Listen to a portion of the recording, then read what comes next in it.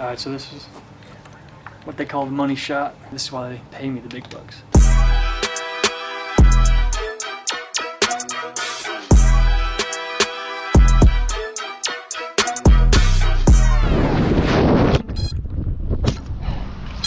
Oh no.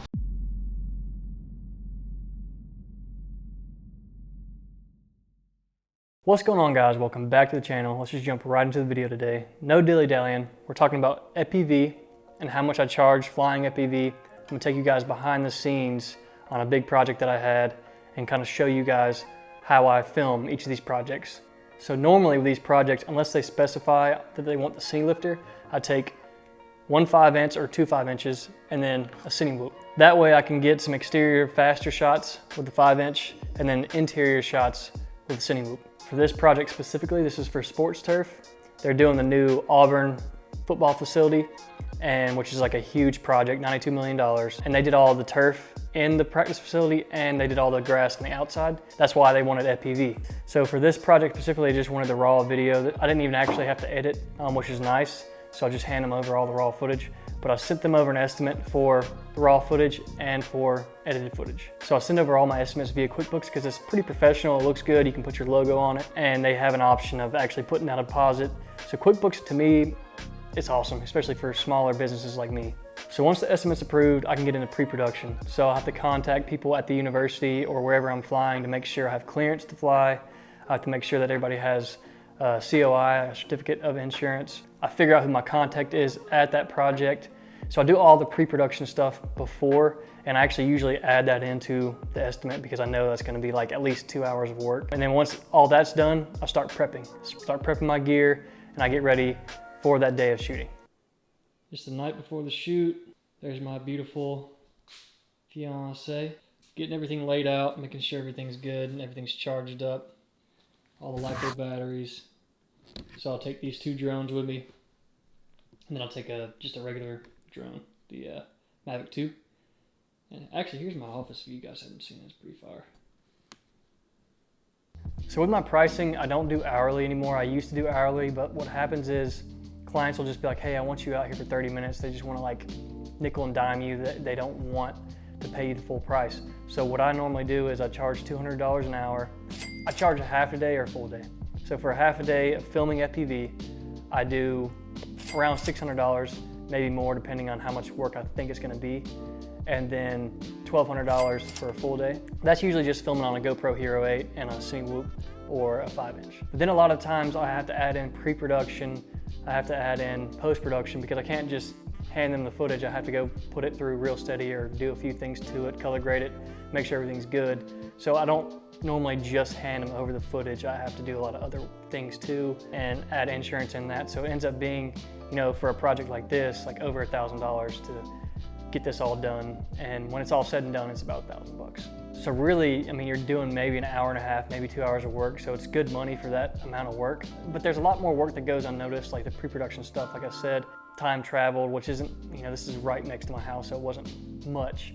And then, you know, all the work you put in beforehand, all the unseen work, the delayed gratification of you learning how to fly FPV. I mean, if you have a skill that nobody else can do, you can charge for it. So it's not just those hours of work, it's all the unseen work, like I said. Another thing about FPV is, as you can probably see, yes, FPV gets a little dangerous. Headed to the job now. I'm doing an FPV job for the university. Got Craig with me to do some behind the scenes stuff, and I haven't got Craig on the channel. Well, yeah, you've been on the channel. You just didn't know you were on the channel. Yeah. But Craig and I started Backbone, and he does all the photography, does some directing, and a lot of, but most of the photography stuff, and which is, I would love to get that more on the channel because I think that would be cool. But with the YouTube video, it's easier to focus on video, obviously. So, but for this, I'm gonna show y'all behind the scenes on how I do my FPV shoots, how much I charge, all that good stuff. But it's gonna be a good time. I'm gonna show you the new Auburn Football Performance facility, which is a $90 million project. And yeah, it's gonna be a good time. So usually I bring 2 GoPros with me, batteries. You're gonna need ND filters for your drone so you can get that shutter speed right. And that's what these are for. You know, you can slide, these are 3D printed, you can slide the ND filters in there. And I would say getting a backpack for FPV stuff is crucial because first of all, you can put your drones on the side right here. And then this is really padded. So then you can have your batteries, your goggles, and then your receiver, your radio in here too. So it's just extremely helpful. Come through, do a look around this, and then I'll be good. Just making sure the signal is fine. All right, so this is what they call the money shot. This is why they pay me the big bucks.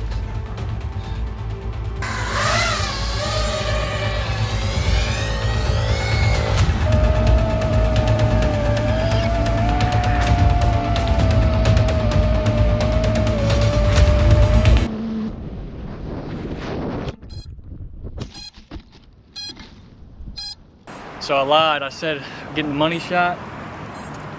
You know, some things just don't go right with FPV, so I had to control crash. And you can hear it beeping at me. It's all good, everything's intact. The battery is barely hanging on, but. So we decided, oh no, my ND filter did break though. So sometimes your drone will just flop out of the air and you don't have signal and things like that happen. So you have to make sure you have things in place to either prevent that from happening, or which again, you can't always do that, or if that does happen, you're prepared for it. Luckily on this shoot, nothing bad happened. Yes, I lost signal and I somewhat knew where I was landing. That's why you don't fly over cars. You try not to fly over people if you can help it, unless you have permission to do so. It happens. There's a lot of crazy stuff that's happened to me on shoots.